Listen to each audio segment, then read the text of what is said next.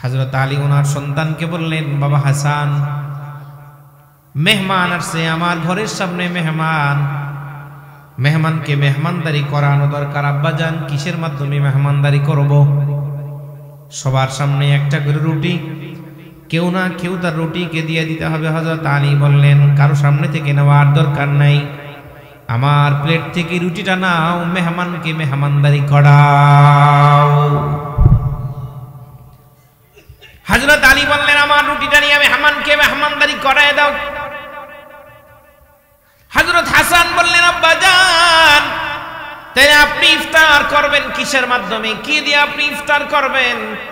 হযরত আলী বললেন, আমার সামনে যে মশক বড়া পানি আছে, আমি পানিটা দ্বারা ইফতার করব। আমার আজকে ইফতার করার জন্য কোনো খাবারের দরকার নেই, শুধু পানি দ্বারা ইফতার করব। আব্বা, আপনার কি ক্ষুধা নিবারণ হবে? হযরত আলী বললেন, ক্ষুধা নিবারণ হবে কিনা জানি না, কিন্তু আমার ঘরের সামনে থেকে মেহমান কালিয়াতে ফেরত যাবে, এটা আমি বরদাস্ত করতে পারি না। সুবহানাল্লাহ, জোরে বলেন সুবহানাল্লাহ। হযরত হাসান চলে আসলেন, ওনার বাবার প্লেট থেকে খাবারের রুটিটা নিয়ে মেহমানকে দেওয়ার জন্য রওনা দিলেন। দরওয়াজার সামনে এখনো যান নাই, পিছন থেকে হযরত ফাতেমা ডেকে বললেন, বাবা হাসান, দাঁড়াও, আজকে তোমার বাবা নিজে খাবার না খেয়ে পানি দ্বারা ইফতার করে শুধু আল্লাহ সন্তুষ্টি অর্জন করবেন। আমি নবীর কন্যা হয়ে কেন আমি পিছনে থাকবো? সুবহানাল্লাহ বলেন। আমি নবীর কন্যা হয়ে কেন আমি পিছনে থাকবো? এই বড় মহত্বের কাজের মধ্যে আমি অংশগ্রহণ করতে চাই। একটা রুটি মেহমানকে দিলে মেহমানকে বেমানান হয়, মেহমানকে কেমন, মেহমানের পেটের ক্ষুধা নিবারণ নাও হতে পারে, এটা মেহমানের শানের সাথে যায় না।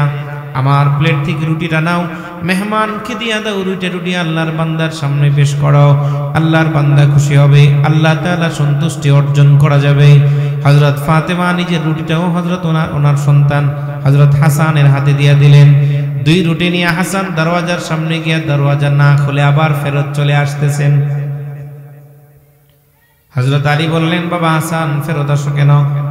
হযরত হাসান রাদিয়াল্লাহু তাআলা আনহু বললেন, আব্বাজান, আপনি আপনার রুটি না খেয়ে মেহমানকে দিলেন, আম্মা জানও দিলেন। এই ঘরের বড় সন্তান, বড় সদস্য, এই ঘরের সন্তান হলাম আমি যদি আজকে এই আমলের মধ্যে শরীক না হয়, আমার ছোট্ট ভাই হুসাইন আমার কাছ থেকে শিখবেটা কি? সুবহানাল্লাহ বলেন, আর জোরে বলেন আল্লাহু আকবার। এলাকার মুসলমান যুবক ভাইরারে আমার, আপনার চরিত্র আখলাক চলাফেরা দেখে আপনার ছোট্ট ভাইটা আপনার কাছ থেকে অনেক কিছু শিখে, কথা বলেন ঠিক না বেটি?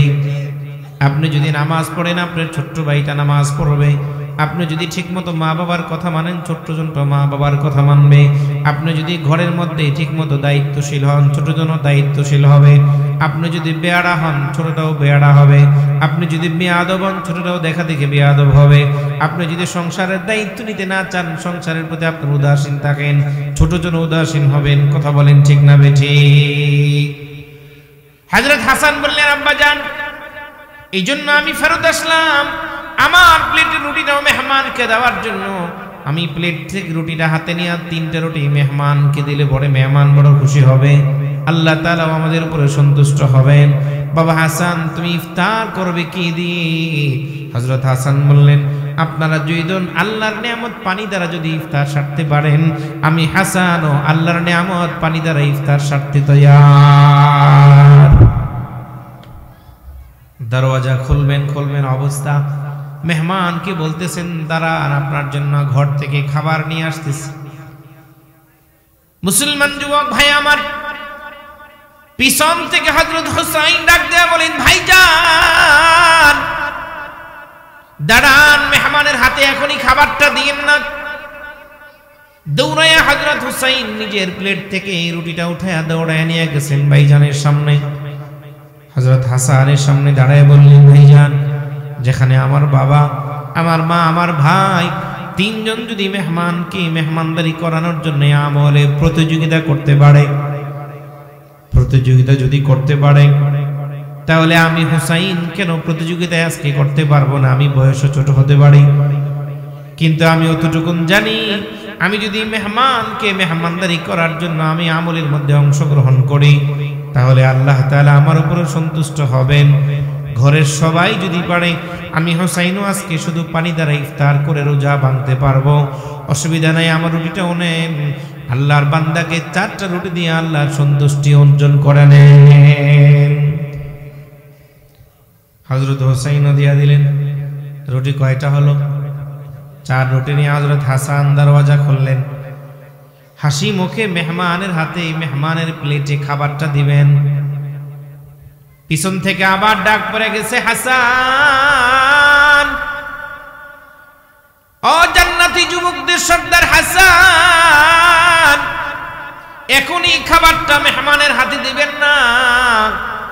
হযরত হাসান পিছনে ফিরে তাকায় দেখেন ঘরের যিনি খাদেমা তিনি হযরত হাসানকে সম্বোধন করে বলছেন, হযরত আলীর ঘরের 4 জন সদস্য যদি আজকে পানি দ্বারা ইফতার সারতে পারে, আমিও রোজা রেখেছি, আমিও আলীর ঘরের একজন সদস্য নগণ্য। জগতের মানুষ যখন জানবে আলী সারাদিন রোজা রাখার পরেও শুধু পানি দ্বারা ইফতার করেছেন, রুটিটা মেহমানকে দিয়ে দিয়েছেন, ভিক্ষুককে দিয়ে দিয়েছেন আল্লাহর সন্তুষ্টির জন্য, এটা শুধু আলীর শানে যায় না, আলীর সাথে বেমানান। আজকে আমিও রোজা রেখেছি, আমি আপনাদের ঘরের একজন সামান্য সদস্য, আমার রুটিটাও মেহমানকে দেন, মেহমানকে দিয়ে দেন, আমিও আজকে পানি দ্বারা ইফতার সারি, যাতে কিয়ামত পর্যন্ত মানুষ এই ওয়াকিয়াত শোনার পরে বুঝতে পারে যে আলী একা, আলীর বিবি ফাতেমা একা, হাসান হুসাইন একা, শুধু মেহমানকে মেহমানদারি করার নাই, আলীর ঘরের খাদেমা পর্যন্ত মেহমানকে মেহমানদারি করানোর জন্য নিজের বাগের রুটিটাও দিয়ে দিয়েছেন। আল্লাহু আকবার, জোরে বলি আল্লাহ।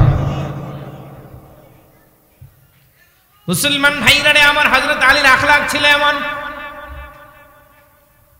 হযরত আলী বললেন, পয়গম্বর, আমি আমার 3টা মন্তব্য শেষ করলাম, এবার মেহেরবানি করে আমার ঘরের সামান্য খাবারটুকু মেহমানদেরকে নিয়ে আপনি আহার করেন, গ্রহণ করেন। বিশ্বনবী সরকার দু জাহাঁ বললেন, একটু পরে আহার করি। পর্দার অন্তরালে হযরত ফাতেমা বসা। বিশ্বনবী বললেন, মা ফাতেমা, তুমিও 3টা মন্তব্য করো। হযরত ফাতেমা বললেন, আব্বাজান, আপনি যদি আমাকে মন্তব্য করার জন্য বলেন, তাহলে আমার মন্তব্য হলো এই ডিশটা অনেক বেশি চকচকে, কিন্তু একজন স্বামীর নিকটে তার স্ত্রীর মর্যাদা, স্ত্রীর শান আরো বেশি চকচকে। এই মধুটা অনেক বেশি মিষ্টি, কিন্তু একজন সতী সাদী নারী, তার আখলাক দিয়া সে যদি সুন্দর আখলাক ওয়ালা হয়, ইজ্জতের হেফাজত করে, এই মহিলার মর্যাদা তার স্বামীর নিকটে মধুর চাইতে বেশি মিষ্টি। কিন্তু একজন সতী সাদী নারী মরণ পর্যন্ত তার সতীত্বের উপরে, ইবাদতের উপরে, স্বামীর সন্তুষ্টির উপরে টিকে থাকাটা চুলের চাইতে বেশি সূক্ষ্ম এবং কঠিন। কথা বলেন ঠিক না বেঠি? এই 3টা কথা বুঝাইতে পারিনি।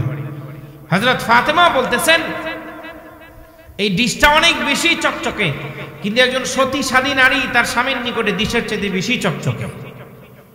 এই মধুটা অনেক বেশি মিষ্টি, কিন্তু একজন সতী সাদী আখলাক ওয়ালা নারীর মর্যাদা তার স্বামীর কাছে মধুর চাইতে বেশি মিষ্টি।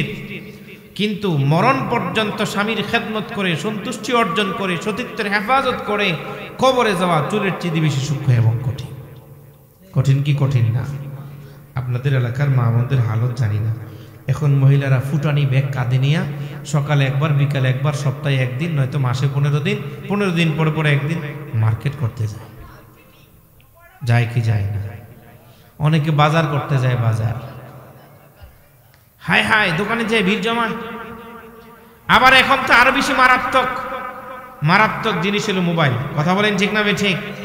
এটার মাধ্যমে আরেকজনের সাথে পরকীয়ায় লিপ্ত হয়, হয় কি হয় না? সংসারে অশান্তি ভরপুর। কথা বলেন ঠিক না ঠিক?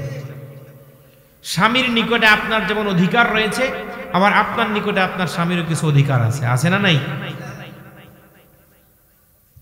এই জন্য বর্দানিসীন মা বোনেরা আমার, হযরত ফাতেমার সঙ্গী যদি হতে চান, হযরত ফাতেমার সাথে যদি আল্লাহর জান্নাতে থাকতে চান, তাহলে এই 3টা জিনিসের উপরে চলতে হবে। কথা বলেন ঠিক না? স্বামীর সন্তুষ্টি অর্জন করতে হবে, সতীত্বের হেফাজত করতে হবে, স্বামীর খেদমত করে কবরে যদি যেতে পারেন, হযরত ফাতেমা বলেন এই স্বামীর মর্যাদা, এই স্ত্রীর মর্যাদা তার স্বামীর নিকটে, এই মহিলার মর্যাদা আল্লাহ তাআলার নিকটে অনেক বেশি। পয়গম্বর আরেক হাদিসের মধ্যে বলেন হুব্বিবা ইলাইয়া মিন দুনিয়াকুম সালাত, এই দুনিয়ার মধ্যে আল্লাহ যত নাজ নিয়ামত দিয়েছেন সবগুলা নাজ নিয়ামতের মধ্যে আমি নবীর নিকটে তিনটা নিয়ামত বড় সুন্দর, বড় পছন্দনীয়। এক নাম্বার পয়গম্বর বলেন আত্তিব, আমি নবীজির কাছে সুগ্রাণ বড় পছন্দনীয়। দুই নাম্বার বিশ্বনবী বললেন ওয়ান্নিসা, ওই মহিলার মর্যাদা আমার নিকটে সবচেয়ে বেশি, আল্লাহর নিকটেও বেশি। যে মহিলা তার স্বামীর হক আদায় করে আবার আল্লাহর হকের কথাও বলে না, আল্লাহর হক আদায় করে। ওয়াকুররাতু আইনি ফিস সালাহ, আমার চোখের শীতলতা আল্লাহ তাআলা রেখে দিয়েছেন নামাজের মধ্যে। সুবহানাল্লাহ।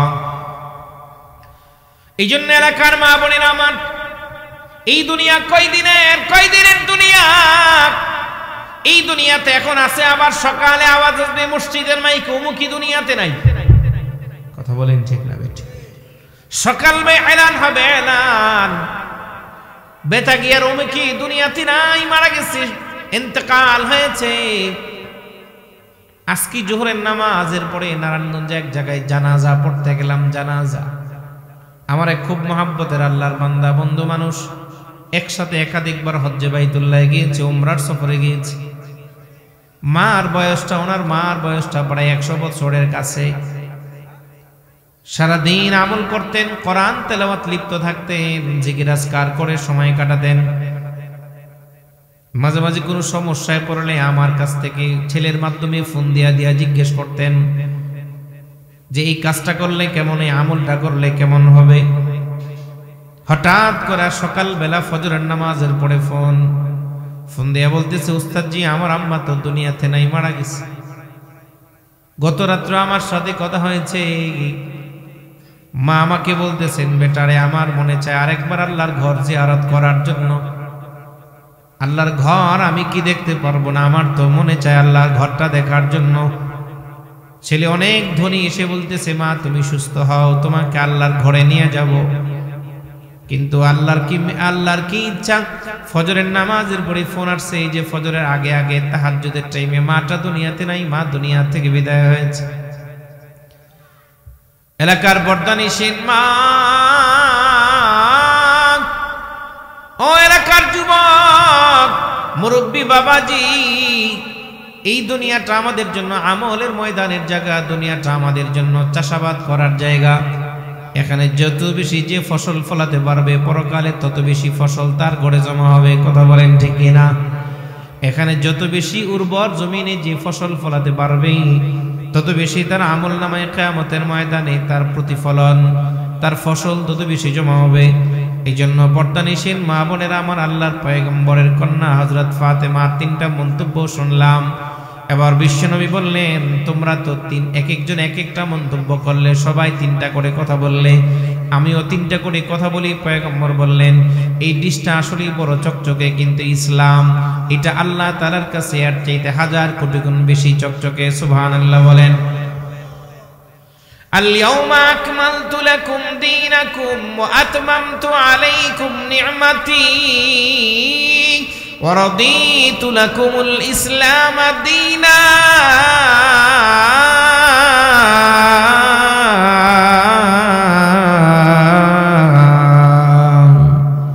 আল্লাহ তাআলা বলেন আমি তোমাদের জন্য ইসলামকে পছন্দ করেছি। আল্লাহ তাআলার নিকটে একমাত্র মনোনীত ধর্ম হলো ইসলাম। আল্লাহ আমাদেরকে মুসলিম বানিয়েছেন, খুশি না বেজার? কথা বলেন। আল্লাহ আমাদেরকে মুসলমান ঘরে জন্ম দিয়েছেন, এতে করে খুশি না বেজার? ও এলাকার মুসলমান ভাই, এই জন্য পয়গম্বর বলেন এই দিশটা বড় চকচকে, কিন্তু আমি পয়গম্বরের নিকটে ইসলাম তার চাইতে 1000 কোটি গুণ বেশি চকচকে। পয়গম্বর বলেন মধুরা বেশি, অনেক বেশি মিষ্টি, কিন্তু একজন মুসলমানের নিকটে ইসলামের স্বাদ তার চাইতে 1000 কোটি গুণ বেশি মিষ্টি। কথা বলেন ঠিক কিনা? যদি ইসলামের স্বাদ যদি একজন মুসলমানের নিকটে মিষ্টি না হতো, তাহলে নিজের জীবনটা আল্লাহর জন্য দিতে পারতেন না, নিজের জীবনটা দ্বীনের জন্য কোরবান করা সহজ হতো না, নিজের জীবনটা কোরআনের জন্য কোরবান করা সহজ হতো না, নিজের জীবনটা নবীজির মুহাব্বতে কোরবান করা সহজ হতো না, নিজের জীবনটা সুন্নাহর জন্য কোরবান করা সহজ হতো না, নিজের জীবনটা আল্লাহর ভালোবাসায় কোরবান করতে সহজ হতো না। কথা বলেন ঠিক কিনা? পয়গম্বর বলেন কিন্তু মরণ পর্যন্ত ইসলামের বিধিবিধানের উপরে টিকে থাকা এই চুলের চাইতে বেশি সূক্ষ্ম এবং কঠিন একজন মুসলমানের জন্য। পয়গম্বর তিনটা মন্তব্য করলেন। ফাজা জিবরাইল আলাইহিস সালাতু ওয়াস সালাম, সবাই সামনে খাবার নিয়ে বসছেন, এখন এই খাবারটা গ্রহণ করবেন। এই মুহূর্তে আসমান থেকে আল্লাহর ফেরেশতা জিবরাইল চলে আসছেন। সুবহানাল্লাহ। এসে বলতেছেন, পয়গম্বর আল্লাহ তাআলা আপনাদের সবার কথাগুলো বড় পছন্দ করছেন। সুবহানাল্লাহ বলে বড্ড পছন্দ করেছেন। আল্লাহ আমাকে আল্লাহর তিনটা পছন্দের কথা দিয়ে পাঠিয়েছেন এবং আপনি পারমিশন দিলে আমি আমার তিনটা পছন্দের কথা বলবো। একটু আগে মজলিসটা ছিল জমিনে, এখন মজলিসের আলোচনা হচ্ছে আসমানে। আরো জোরে বলেন সুবহানাল্লাহ। আপনাদের কষ্ট হচ্ছে, আর 7-8 মিনিট, 11টা বাজে প্রায়। আমরা 11টার বেশি যাবো না ইনশাল্লাহ। কষ্ট হচ্ছে আপনাদের। আমরা শিখতেছি না, অনেক কিছু শেখার দরকার আছে না আমাদের। আমি জানি সব মনে থাকবে না, কিন্তু লাস্টের তিনটা মনে রাখবেন। আমি শেষের তিনটা বলবো আপনাদের সামনে। এই সব আলোচনা সবার মনে থাকে না, কিন্তু কথা যদি অল্প সেটা মনে থাকে। শেষের তিনটা মনে রাখতে হবে। বিশ্বনবী সরকারে দু জাহান খাবারের মধ্যে হাত কাছাকাছি নিয়েছিলেন, কিন্তু পয়গম্বর হাতটাকে উঠাইয়া জিবরাইলকে বললেন, আগে তোমার তিনটা পছন্দের কথা শুনি, তারপরে আল্লাহ তাআলার তিনটা পছন্দের কথা আমি শুনবো। সাহাবায়ে কেরাম বসা। জিবরাইল দাহিয়াতুল কলবির সুরত নিয়ে এসে বলেন, পয়গম্বর আমি যদি আমার তিনটা পছন্দের কথা আপনার সামনে বলি, তাহলে প্রথমেই বলবো জিহাদের ময়দান এই দৃশ্যটা অনেক বেশি চকচকে, কিন্তু ইসলামের জন্য যে যুদ্ধ করা হয় এই যুদ্ধের ময়দানটা এই দৃশ্যের চেয়ে হাজার হাজার কোটি গুণ বেশি চকচকে। এই মধুটা অনেক বেশি মিষ্টি, কিন্তু জিহাদের ময়দানে যুদ্ধের ময়দানে গিয়ে নিজের কল্লাটা আল্লাহর জন্য দেওয়া এই মধুর চাইতে অনেক বেশি মিষ্টি। তবে সর্বশেষ জিহাদের ময়দানে টিকে থাকা এই চুলের চাইতে বেশি সূক্ষ্ম এবং কঠিন। মুসলমান ভাইরা আমার, যুদ্ধ করা যদি খুব বেশি কঠিন হতো, যুদ্ধের ময়দানে যদি জীবন দেওয়াটা মানুষের জন্য আনন্দের আর মজার না হতো, তাহলে সাহাবায়ে কেরাম নিজেদের কল্লা যুদ্ধের ময়দানে দিতেন না। কথা বলেন ঠিক কিনা? আরো জোরে বলেন। আপনাদের সামনে গজওয়াতুল হিন্দ, আপনাদের দরওয়াজার মধ্যে কড়া নাড়তেছে। কড়া বুঝেন? দুশ্মন যদি আপনার ঘরের সামনে চলে আসে, এদের দরজার মধ্যে এসে আঘাত করে, টোকা দেয় কি দেয় না? আজকে ভারতের মোদী সরকার বলেন, হিন্দুস্তানের যারা হিন্দু আছে, অমুসলিম আছে, তাদের কথাই বলেন, কলকাতার বিভিন্ন, হিন্দুস্তানের বিভিন্ন আপনার কি বলে মিডিয়াগুলা বলেন, প্রিন্ট মিডিয়া বলেন আর আকাশ মিডিয়া বলেন, তাদের চক্রান্ত, যাদের উল্টাপাল্টা বক্তব্য আর তাদের খারাপ নিউজগুলা, তাদের ষড়যন্ত্রমূলক নিউজগুলার আগাম পয়গাম বহন করতেছে যে আমাদের সামনে গজওয়াতুল হিন্দের দরওয়াজায়, আমাদের দরওয়াজায় কড়া নাড়তেছে, যে কোনো সময় আমাদেরকে ঘর থেকে অস্ত্রসজ্জে সজ্জিত হয়ে ঈমানি বলে বলিয়ান হয়ে সাহাবায়ে কেরামের মতো মুহাব্বত নিয়ে আল্লাহর দ্বীনের জন্য বের হয়ে যেতে হবে। আমরা দ্বীনের জন্য বের হয়ে যেতে প্রস্তুত আছি তো? আসবে। কড়া নাড়তেছে কড়া, কারণ আপনার শত্রু কখনোই চাবে না আপনি শান্তিতে ঘরে বসবাস করেন। ঠিক না বেঠিক? ভারত আমাদের দুশ্মন না দোস্ত? দুশ্মন। সবাই বলেন দুশ্মন না দোস্ত? তাহলে দুশ্মন কি চাবে যে আমরা ভালো থাকি? ওরা কখনোই চাবে না। এই জন্য যুদ্ধের ময়দানে নিজের জীবনকে আল্লাহর জন্য দিতে পারা, এটা অনেক বেশি আনন্দের। কথা বলেন। মৃত্যু আমার হবে, আপনাদেরও মৃত্যু হবে। হয়তো সেটা ঘরের মধ্যে হবে, নয়তো বাজারের মধ্যে হবে, নয়তো হসপিটালের মধ্যে হবে, নয়তো গাড়ির চাকার নিচে হতে পারে, আগুনে পড়ে হতে পারে, পানিতে পড়ে হতে পারে, পারে কি পারে না? তাহলে সেই মৃত্যুটা যদি যুদ্ধের ময়দানে আল্লাহর জন্য হয়, তাহলে আমি সফল, আমটি সফল। এর চাইতে ভাগ্যবান আর হতে পারে? হযরত জিবরাইল তিনটা কথা শোনাই দিলেন। এবার পূর্বের সবগুলা কথা আপনাদের মনে নাও থাকতে পারে সবার, শেষের তিনটা এবার নবীজিও তাকায় আছেন জিবরাইলের দিকে। সাহাবায়ে কেরাম অপেক্ষমান জিবরাইল কি বলেন, আল্লাহর পছন্দের তিনটা কথা। এই তিনটা কথা যদি মনে থাকে, আপনার দুনিয়া সফল, আখিরাত সফল, আপনার দুনিয়ার কার্যক্রম সব সুন্দর হবে। পয়গম্বর বললেন, জিবরাইল আল্লাহ তাআলার তিনটা পছন্দের কথা বলো। জিবরাইল আমিন বললেন, পয়গম্বর সরকারে দু জাহার সামনে বললেন, আল্লাহ তাআলা আমাকে তিনটা পছন্দের কথা বলার জন্য এখানে পাঠিয়েছেন। বলো আল্লাহ তাআলার পছন্দের তিনটা কথা কি? ফেরেশতা জিবরাইল পয়গম্বরের সামনে বললেন, ইয়া রাসূলুল্লাহ, এই ডিশটা অনেক বেশি চকচকে, কিন্তু তুলনা দেওয়া চলে না, তারপর তুলনা মেসাল দেওয়ার জন্য বলছি। আল্লাহ তাআলা আমাকে বলে পাঠিয়েছেন যে জান্নাত বানিয়েছেন দেওয়ার জন্য। সেই জান্নাতের সৌন্দর্য ডিশের চাইতে হাজার কোটি নয়, বিলিয়ন নয়, ট্রিলিয়ন নয়, এর চাইতে কোটি কোটি গুণ বেশি সুন্দর আর চকচকে।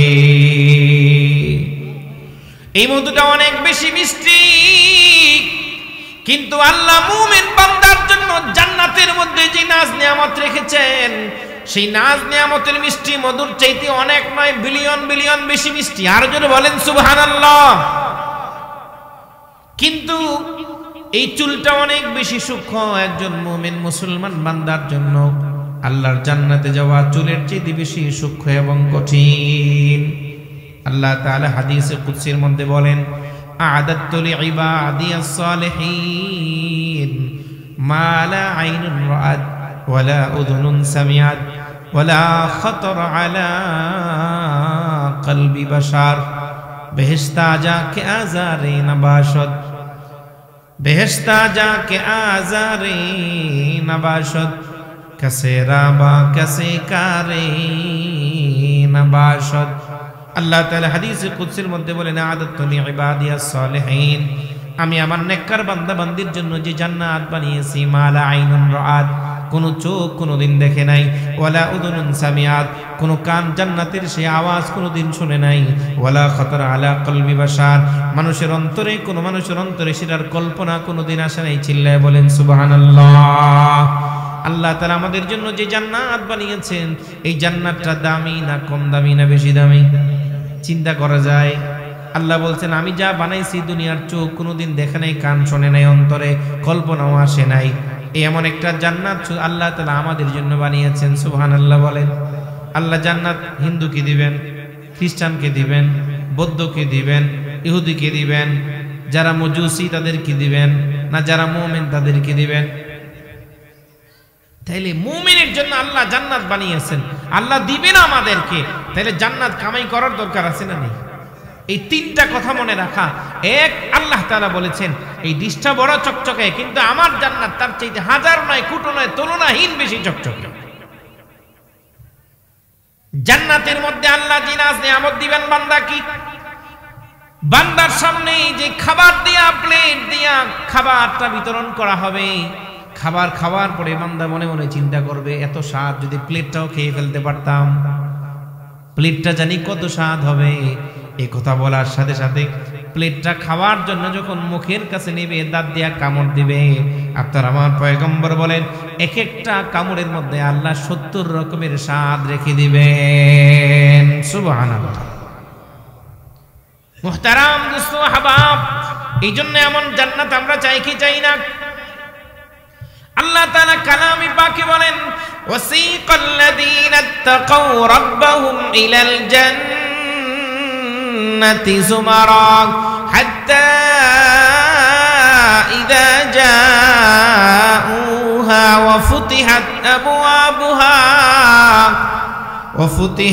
আবওয়াবুহা ওয়া ক্বালা লাহুম খাযানাতুহা সালামুন আলাইকুম তিবতুম ফাদখুলুহা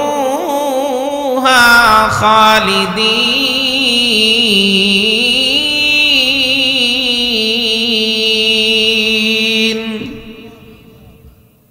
তাহলে আল্লাহ তাআলা আমাদেরকে জান্নাত দেন, আল্লাহ আমাদের সকলকে জান্নাতি বানায় দেন। আর জোরে বলে আমিন। আল্লাহ আমাদেরকে যারা জান্নাতি আমলগুলো করায়, আরো জোরে বলে আমিন। আল্লাহ আমাদেরকে জান্নাতের পথে চলা সহজ করে দেন, আমাদেরকে মসজিদে আসা আমাদের জন্য সহজ করে দেন। আল্লাহ আমাদেরকে আমাদের দ্বারা জাহান্নামী কাজগুলো করায়েন না, জাহান্নামীদের আমল থেকে আপনি আমাদের সকলকে হেফাজত করেন। সকলে বলি আমিন। তাই শেষের তিনটা কথা কি একটু সবক দেন। আল্লাহ আমাদের জন্য যে জান্নাত বানিয়েছেন সেটা সুন্দর না অনেক বেশি সুন্দর? আরো জোরে বলেন, সুন্দর না অনেক বেশি সুন্দর? জান্নাত অনেক বেশি সুন্দর আল্লাহ আমাদের জন্য বানিয়েছেন। 2 নাম্বার, জান্নাতের মধ্যে জিনাস নিয়ামত আছে, শুধু স্বাদ নাকি এমন স্বাদ যেটা আমাদের জিহ্বার মধ্যে লাগলে এক একবার 70টা রকমের স্বাদ প্রকাশ পায়। কিন্তু জান্নাতে যাওয়া অনেক কঠিন, সহজ না কঠিন? অনেক কঠিন, অনেক কঠিন। জান্নাতে যেতে গেলে 1 নাম্বার শয়তান আপনাকে বাধা দিবে, 2 নাম্বার সমাজ বাধা দিবে, 3 নাম্বার ঘরের লোকেরাও বাধা দিবে, অনেক সময় সন্তান বিবিরাও বাধা দেয়। দেয় কি দেয় না? হাজী সাহেব মানুষ, ছেলেকে বিয়ে করাবে, হঠাৎ করে বাড়ির মধ্যে বিশাল গানের আওয়াজ, কি ব্যাপার? হাজী সাহেবকে হুজুর পারি না পোলাপানের সাথে, বলে কি বলে না? হুজুর পারি না, আমাদের সমাজের সিস্টেম হলো এটা। এই জন্য দোস্ত আহবাব, জান্নাতে যাওয়া সহজ না কঠিন, কিন্তু চেষ্টা করলে যাওয়া যায় কিনা? আর জোরে বলেন, ওয়াল্লাযীনা জাহাদু ফীনা লানাহদিয়ান্নাহুম সুবুলানা ওয়া ইন্নাল্লাহা লামাআল মুহসিনিন।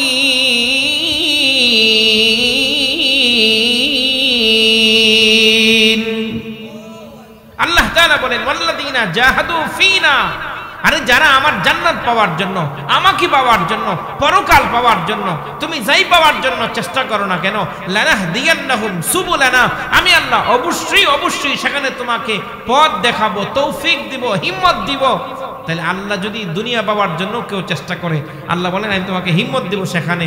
দুনিয়া ক্ষণস্থায়ী জিন্দেগি, আখিরাত চিরস্থায়ী জিন্দেগি। দুনিয়ার শান্তি ক্ষণস্থায়ী শান্তি, আখিরাতের সুখ শান্তি চিরস্থায়ী সুখ শান্তি। এই জন্য বুদ্ধিমান যদি হয় আল্লাহর কাছে দুনিয়া চাবো না আখিরাত। আল্লাহ বলেন তুমি যদি আমার কাছে আমাকে চাও, তুমি যদি আমার কাছে জান্নাত চাও, তুমি যদি আমার কাছে আখিরাত চাও, আমি আল্লাহ অবশ্যই অবশ্যই তোমাকে আখিরাত পাওয়ার জন্য তৌফিক দিয়ে দেব। আল্লাহ আমাদের সকলকে আখিরাতের সঠিক বুঝ দান করুন, সকলে বলি আমিন। আল্লাহ আমাদের সকলকে দুনিয়া থেকে জান্নাতি হয়ে যাওয়ার তৌফিক দান করুন, আরো জোরে বলি আমিন। এই জন্য নবীজির জীবনী থেকে ছোট্ট একটা জীবনী আমি শুনিয়েছি। কেন? লাকাদ কানা লাকুম ফি রাসূলিল্লাহি উসওয়াতুন হাসানা। বলেছেন আমার রাসূলের আদর্শের মধ্যে তোমাদের জন্য উত্তম আদর্শ রয়েছে, উত্তম পরিকল্পনা রয়েছে, উত্তম দিক নির্দেশনা রয়েছে। এই জন্য নবীজির জীবনী থেকে ছোট্ট একটা ওয়াকিয়াত, সাহাবায়ে কেরামের কিছু কথা আমি আপনাদেরকে শুনিয়েছি। আল্লাহ বলনেওয়ালা শুননেওয়ালা সকলকে কথাগুলির উপর আমল করার তৌফিক দান করুন, আরো জোরে বলি আমিন।